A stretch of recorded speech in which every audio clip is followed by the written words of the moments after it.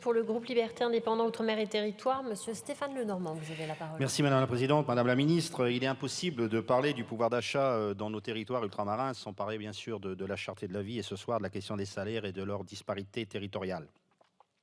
L'inflation des derniers mois a aggravé un phénomène qui préexistait déjà et malgré des mesures d'urgence qui ont été mises en place, beaucoup de nos concitoyens ont de la difficulté à boucler leur fin de mois. Les inégalités de revenus entre les Outre-mer et l'Hexagone est une réalité. D'autant que les économies ultramarines sont extrêmement dépendantes de la sphère publique qui constitue souvent la principale source de création de richesses. De ce contexte, par exemple, le supplément des rémunérations consenti aux fonctionnaires des agents publics empêche souvent leurs bénéficiaires d'avoir recours aux mesures d'aide d'État. En effet, la surrémunération qui leur est appliquée pour tenir compte de la cherté de la vie les prive, et notamment je pense ici aux petits et salaires moyens, des aides tout simplement parce que les barèmes sont calculés, sont calibrés sur l'Hexagone. Quelle est la position de votre gouvernement sur ce sujet? Par ailleurs, de nombreux territoires ultramarins sont marqués par un niveau de chômage très important et de surcroît le tissu économique se caractérise par une insuffisance de concurrence, d'où des situations de monopole et d'oligopole.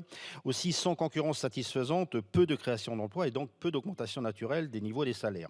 Aussi, quels seraient les leviers que l'État pourrait actionner auprès des entreprises afin de soulager leurs charges et de les accompagner à dégager les fonds indispensables à leur revalorisation salariale?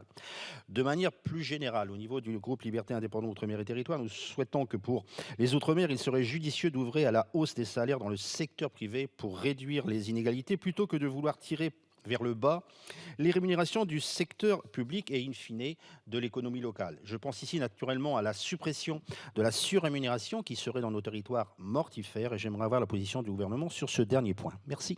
Je vous remercie. Madame la Ministre, vous avez la parole.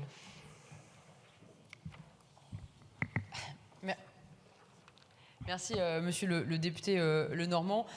Déjà, en mot d'introduction, je voudrais vous dire qu'en cette période de vœux et de première réunion de rentrée, tant la présidente de l'Assemblée nationale que le Premier ministre ont rappelé à la fois l'importance d'avoir un œil attentif et particulier pour la situation des Outre-mer qui est à la fois similaire à la métropole mais souvent décuplée par rapport à la métropole et c'est ce que l'on voit notamment sur les questions de pouvoir d'achat et de lutte contre la vie chère et c'est pourquoi le gouvernement veut et en a fait une priorité à la fois avec des dispositifs que vous connaissez, des outils de modération des prix et notamment des prix des carburants réglementés avec un bouclier qualité-prix, la démarche de l'Oudinot du pouvoir d'achat qui permet le lancement de nouvelles négociations locales renforcées par des échanges nationaux avec les opérateurs de la grande distribution et des territoires ultramarins.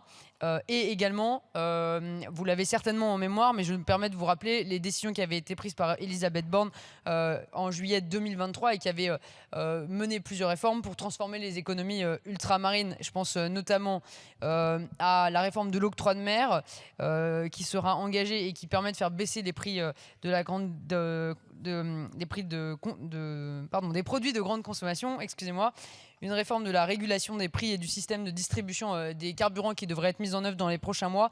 Et enfin, la capacité de contrôle de la concurrence dans les DROM qui sera renforcée.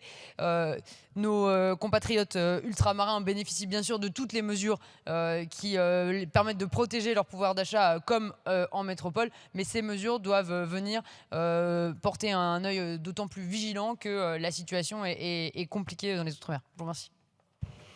Je vous remercie. Maintenant, pour le groupe Renaissance, la première prise de parole, c'est monsieur Dominique